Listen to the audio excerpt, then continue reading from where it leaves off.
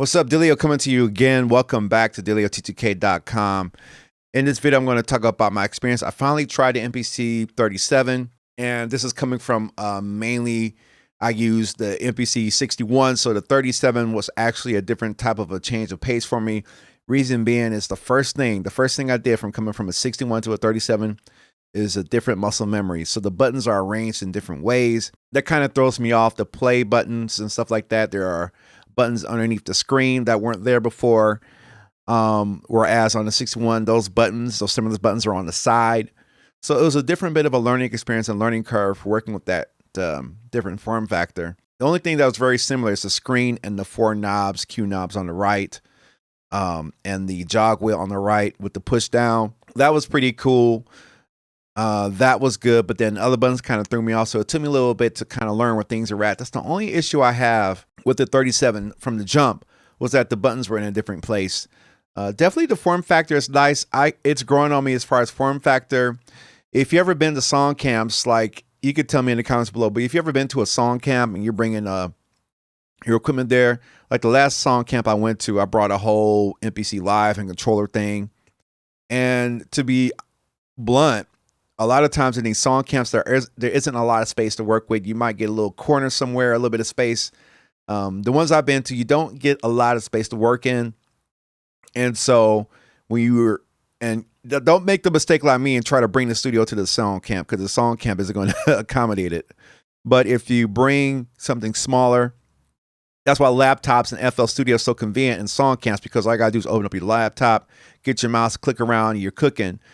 The MPC Live fits that smaller form factor, but as a musician that actually plays, having some keys that kind of play my notes in is really cool. I like that feel.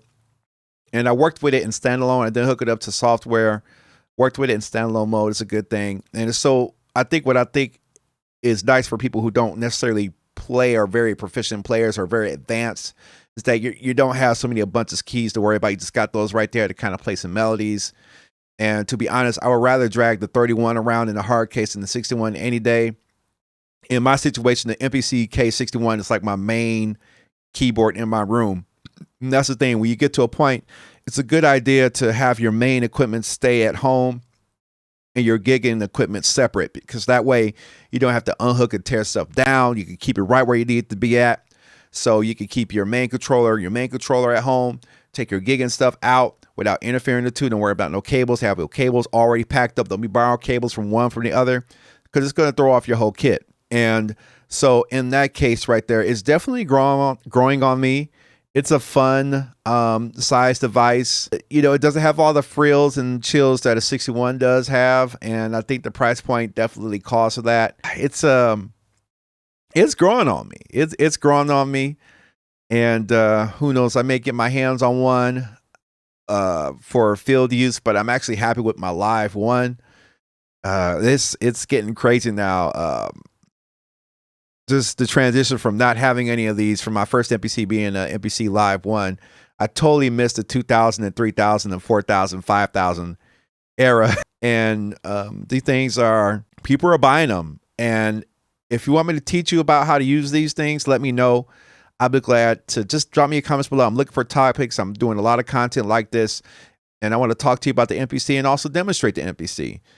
And so I look forward to hearing from you, the viewers. Let me know if you like this type of content. Let me know what you think about the MPC37 now that you finally got it in your hands. I finally got one in my hands. I was more judgmental towards it ahead of time, but it's growing on me. I like the nice form factor. It's not too heavy. It's cool.